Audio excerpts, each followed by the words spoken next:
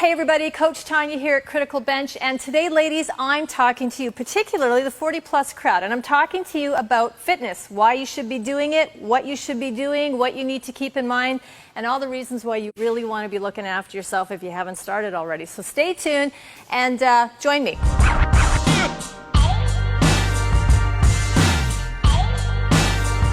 Okay, so today what I'm talking about is fitness for women over 40 and why you need to be doing it. I'm not going to use the word should because you need to be doing it. So I'm going to go through a few of my personal recommendations, and I'm going to hammer home a few points if I may.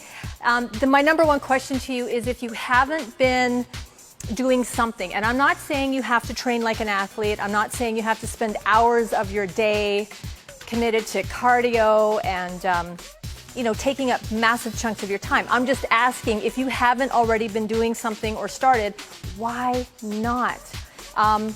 Because it's something everybody needs to be doing for a multitude of reasons.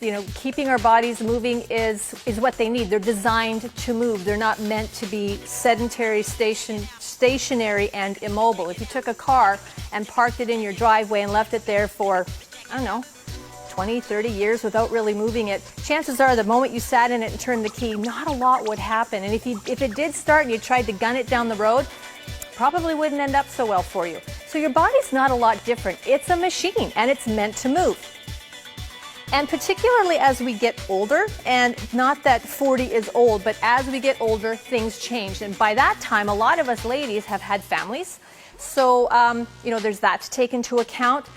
More years on the planet also means higher chances of maybe having, had injuries, broken bones, strains and sprains. So the body's been through a little bit already, and keeping it moving and keeping it fit not only helps with recovery, but it also helps keeping us mobile. By keeping us mobile, we have more flexibility, we have greater range of motion, and all of those things work to reduce our risk of injury, should there be a risk of that. Another thing that starts to happen, it doesn't necessarily happen at 40 or 45 or even 50, but we're getting into that age range where some of us may be entering menopause, premenopause, we might be perimenopausal, and that brings a whole other range of issues, primarily weight gain, and usually around the midsection. Women that I've coached and worked with, one of their biggest complaints isn't so much about moving or exercising or even nutrition, it's just this middle syndrome, this spare tire that they can't seem to get rid of. You can get rid of it. There's no such thing as spot reduction, but the more fit you are now, the more willing you are to commit to moving and staying fit, the greater your chances are at keeping that at bay, working it off, and looking and feeling the way you want to into, 40s, 45, 50s, and longer. Okay, so a few things about fitness, particularly, fitness for ladies over 40. We're very, very busy. Jobs, kids, extracurricular, a lot of us do volunteer work. There's a lot going on, and sometimes taking on a fitness program or getting a gym membership feels like an extra job that you're trying to schedule into a schedule that's already jam-packed and there's already little time for yourself. So I'm going to ask you for a 2-degree shift in your mind.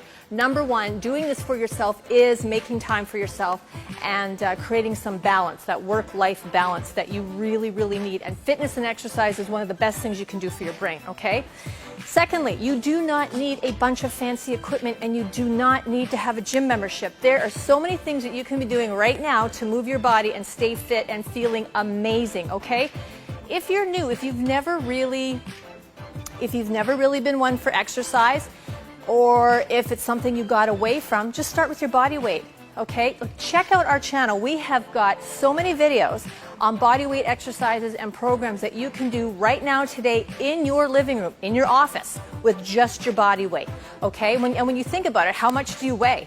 That is a weight that you will be moving around working through these exercises. So if you have nothing, if it's been a long time since you've done anything, or it's something you've never really done, just start with your own body weight and start moving through some exercises. And trust me, if you commit to this and you start working at that even 3 times a week, say 30, 45 minutes, in 2 to 3 weeks, you're going to start to notice some differences. You're going to be stronger. You're going to start to feel better. Your posture's probably going to improve.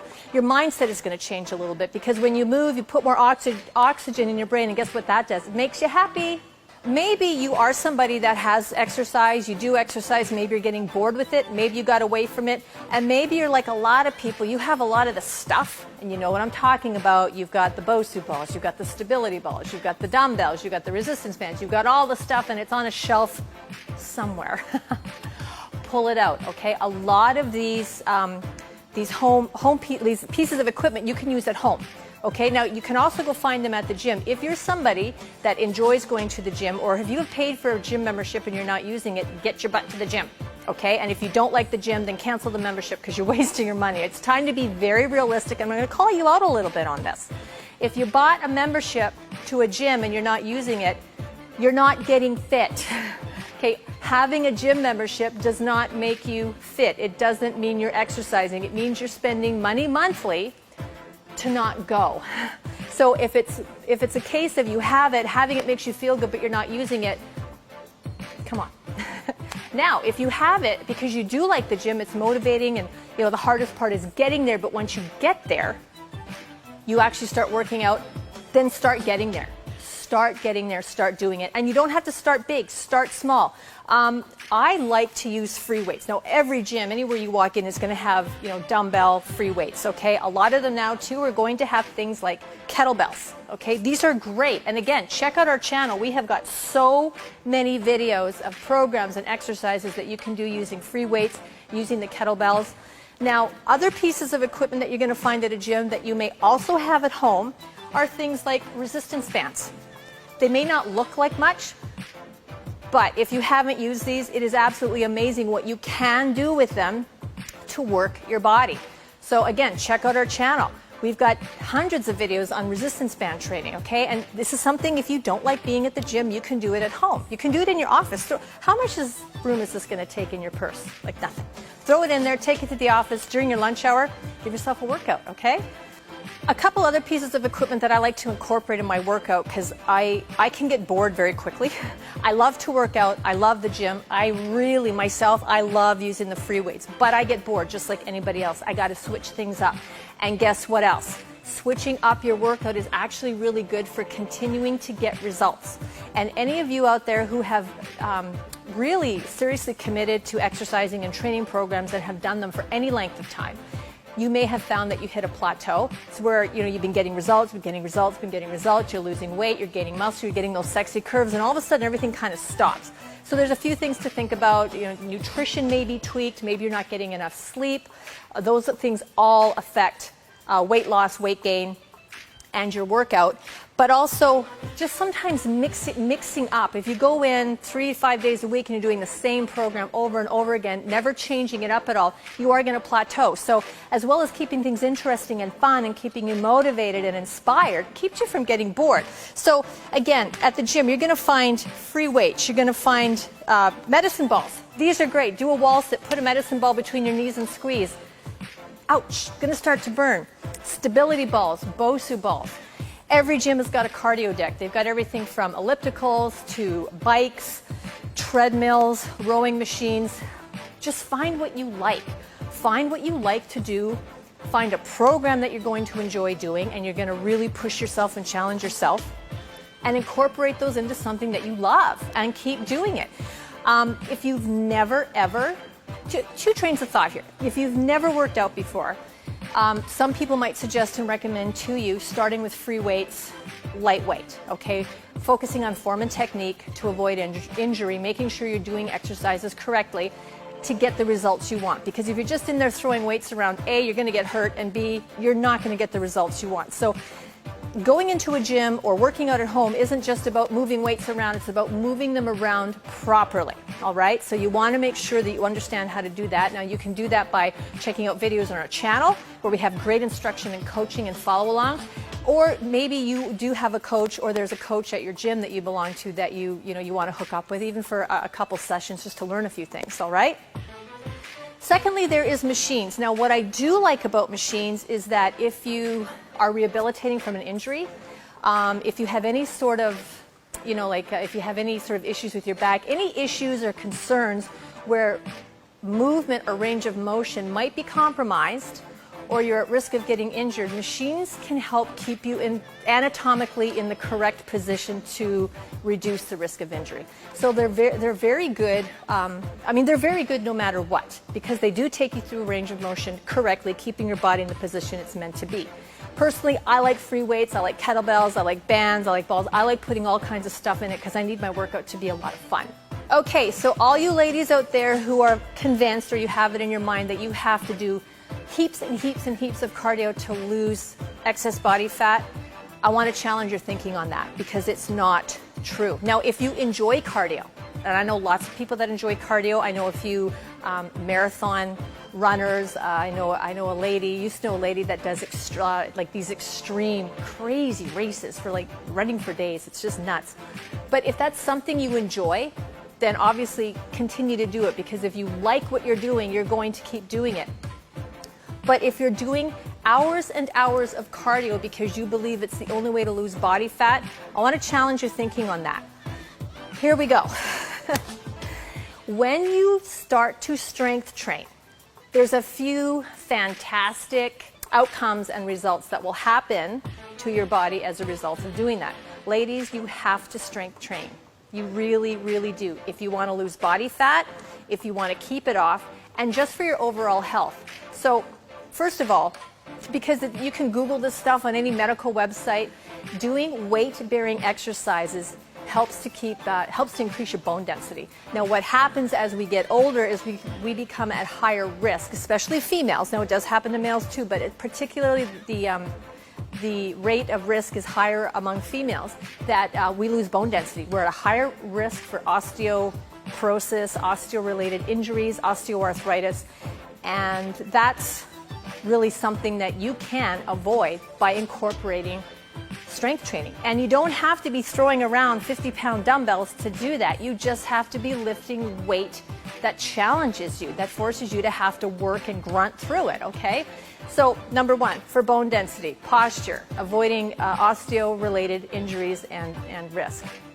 Secondly, adding lean muscle, ladies, it's not going to make you big. No, it's not going to give you a thick neck. It's not going to make you look like a guy. Trust me, adding lean muscle to your womanly frame is going to give you sexy curves. It's going to give you that tone. It's going to give you that shape that you like. As well, when you add muscle, you burn more body fat. Again, you can Google that. Go ahead right now if you need to, if you don't believe me. Adding lean muscle will help you burn more body fat than just doing cardio alone. Again, I'm not saying to avoid cardio or eliminate the things that you like to do that are cardio related. Do them. But you don't have to do 7 hours a week of cardio to lose body fat. You're going to hit a plateau. It's not going to work. Start incorporating some weight training, whether that's body weight related, whether you're using resistance bands, other accessories, or you're full on. You're going in there, you're grabbing some dumbbells, you're grabbing some kettlebells, you're getting on the machines, and you're pushing, pulling, and moving weight. I don't know how else to say it. It's simple. Move weight, lose fat, look fantastic, and feel really good. Another thing I want to mention is that getting older, okay, and not that 40 is nowhere near old, but I mean, here's the deal. We're born, we get older, we age. There's no way around it. So as we get older, the body just changes a bit. It gets a little slower, it gets a little stiffer. Staying fit, moving your body, which it's meant to be moved daily, is going to help keep you mobile. Now, with mobility, as we age, we reduce our risk of injuries. Okay, our balance is better, our flexibility is better, we have better range of motion. So sometimes, like age-related incidences and injuries that happen, I'm not saying they can all be avoided, but we can greatly reduce our chances of having any of those happen to us if we've been moving, looking after our bodies, we're carrying some lean muscle mass, and we've got great mobility, flexibility, our balance is good. It just makes sense, okay? And ultimately, when you see people that continue to work out and exercise, they do have that balance in their life. It doesn't mean their life is perfect. It doesn't mean they don't have stress. It doesn't mean they don't have problems or crises or things going on. But you take a female who's in her 45, 50, even in her 60s, who has continually made a commitment to move her body and exercise, and look after herself at least 3 times a week. She just seems to look younger. Her mind seems younger. She has a more I guess, a more youthful energy, that exuberance, because she's moving, and it's good from head to toe. It is so good for you. It's one of the best things you can do for you. So again, if you haven't started, why not? If you stopped and gotten away from it because life got busy, come on, make a promise to yourself. Do this for you. Invest in yourself. You ladies, you got to do it. Another area that I really want to address in this video about fitness is your nutrition. We've all heard the saying, you can't out-train a bad diet, and well, it's true. And probably many of you know someone who is, they're doing hours and hours a week of cardio so that they can drink wine and eat chips. Fitness and weight loss isn't a math equation necessarily, okay? Calories in, calories out, yes, that's math, that's numbers, and that has to be taken into account. However, if you continue to make poor choices with your nutrition, your attempts at fitness, exercise, programs, routines to get in better shape, to lose weight, aren't going to be as great as they're meant to be or as they could be, okay? So none of this really works without feeding yourself properly. So when I talk about fitness, when I'm working with clients, one of the biggest elements of fitness and getting healthy and well and living a more balanced lifestyle is nutrition. Okay, first of all, I said at the beginning of the video, our bodies are meant to move. They are machines. We've got moving parts. Things are connected. They're meant to be moving. And moving, it keeps it strong, it keeps it healthy, it keeps it fit. Now, you also need to feed it the right stuff. Because if you're not feeding it the right stuff, the workouts will be for naught. You won't get the most out of them. You'll be tired. You won't be able to execute them. You're not going to feel good. You're probably not even going to feel like getting up and doing anything, for starters. So nutrition is key. If you're overall making really poor choices, it's a good place to start with your fitness program, because nutrition is a huge, huge foundation element in your fitness, okay? Now, that does not mean it's a life of deprivation and punishing yourself. Food is not meant to be a punishment. Okay, look at the calendar, like 12 months of a calendar year. You can almost identify and map out a year based on food. Okay, you've got birthdays, anniversaries, weddings, all that kind of stuff. But you take into account Christmas, New Year's, Valentine's Day, Easter, all of the Thanksgiving, my favorite meal of the year. You can basically discuss 12 months of a calendar year on food and meals. So food is, it's a way of celebration, it's social engagement. That's all really good for you too. What I'm talking about is really just overall consistent poor choices in your nutrition. It doesn't mean you can't go out and enjoy some pizza and a glass of wine with friends. It does not mean that you are not, you should not sit down and have a piece of birthday cake with your child on their birthday. It does not mean that you cannot have chocolate. Nothing is eliminated or off limits. But if 3 to 5 times a day, however many times a day you find yourself eating, if you look at what you're consuming, and it's very high in sugar, it's very high in trans fat, it's over-processed, it's a quick grab-and-go item, if that is basically the foundation of your diet, I'm going to challenge you to start making some better choices, okay? Because it is key to your fitness. It is key to your overall health. So, a few other things that we need to talk about for you ladies out there, your fitness over 40, why it's necessary, why it's important, and why you have got to be doing this. I talked about strength. I talked about mobility. I talked about reduced risk of injury. I talked about feeling good. I mean, exercise is one of the best things you can do for your brain, for your mind, for your thinking. If you've had a terrible, terrible day at work, or just a terrible day in general, from the get-go, it was just a comedy of errors, all right? We all have those days. Seriously, put on your running shoes, grab the dog, put a leash on him, and go for a walk.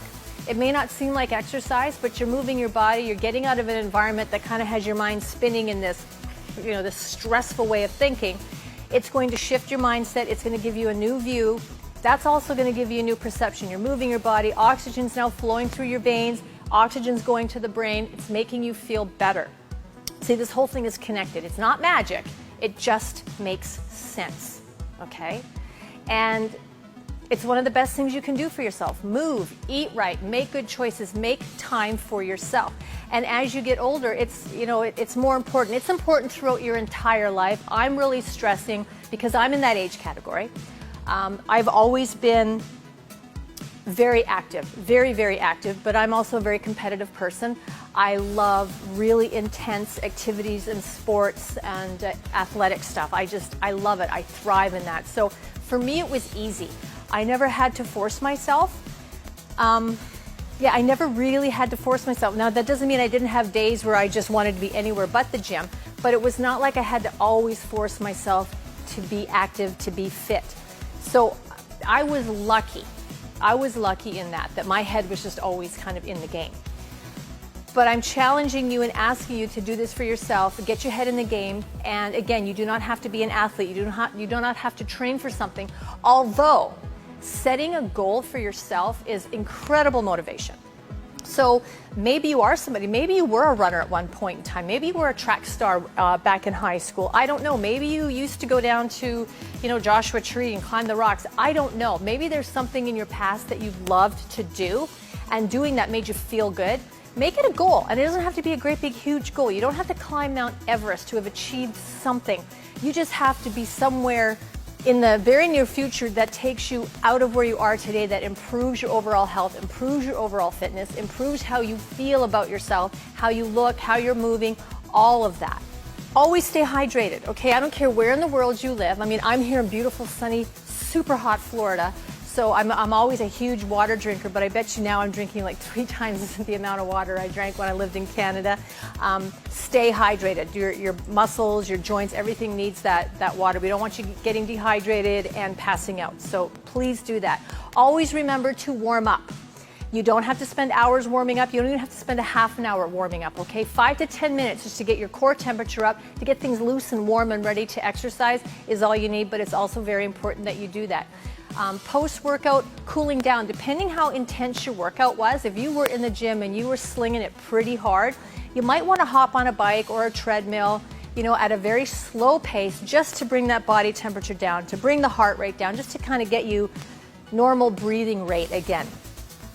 Or go for a walk around the block if you can. It doesn't have to be a machine. It doesn't have to be in a gym, okay? We're just talking about cooling down, so slowing down your pace, all right? And lastly, very important, track your progress. How do you know how far you've come if you haven't been keeping track of it? And it's not meant to be a deterrent. Now, again, working with clients, whenever I would ask them to do things like maybe food journal, keep exercise logs, weigh themselves, keep track of what the 1 rep maxes were, or they walked 30 minutes last week and this week they're doing an hour. At first, no one fought me on it. No one argued about it. But at first it was a little bit, nobody wants to kind of see, it felt like nobody really wanted to see where they were at because they were already feeling not great about where they were at. And that's why they came to see me. They came to see me, they were reaching out for help to improve. However, how can you celebrate progress if you don't really have a really good visual of where you started? That's a really good thing to do for you. So, today, whatever it is you do today, track it. Step on a scale, weigh yourself. Don't worry about what the number says. Just know that you starting today, you're going to start doing things that are going to lower that number, that are going to give you better cardiovascular health, that are going to help you to build some lean muscle and feel stronger, increase your mobility. Also doing all this helps to increase your longevity and quality of life into your senior years. Track your progress and celebrate your successes. And don't sabotage yourself by setting goals that are so unrealistic and so far-fetched that you're actually setting yourself up for failure, because sometimes as human beings we tend to do that. If we get a little fearful and anxious that we can't actually, we can't lose the 10 pounds, or we'll never, we won't be able to look as good at the high school reunion next year that we want to, we can set some really unrealistic, unfair goals for ourselves. Set small goals. And with, not super short length of time, but don't set something a year in advance if it's going to actually be the accumulation of several small successes to get you there. Pick something, set a goal, set a reasonable timeline, hit it, celebrate it, knock it out, boom, go on to the next one, and constantly challenge yourself, because you're going to be getting stronger, you're going to have more energy, you're going to feel better, and trust me, you're going to be much more inspired by your own doings to keep doing this. Okay, ladies, I hope you liked the video. I hope you took to heart some of the things that I said, and I hope you're starting to map out a fitness plan for yourself because you deserve it. You deserve to live in excellent health, feeling great. You deserve it, so just do it. Just start. Pick one thing today and get started. And listen, for joining me today, I have a free gift for you. I want you to click this box here to get your free copy of How to Tame 6 Ways to Tame Your Appetite and Cravings. Just click on the box, enter your email, and that report is on its way to you now. If you like the video, please give it a thumbs up. If you haven't already, subscribe to our channel over here. We've got thousands and thousands of excellent videos for you to check out and great programs and all kinds of things for you. Again, my name's Tanya here at Critical Bench. Oh, comments, please put them down below. Ask questions. I love getting your questions, and I will get back to you. Thanks for joining me. Be fit, be healthy. Have an awesome day.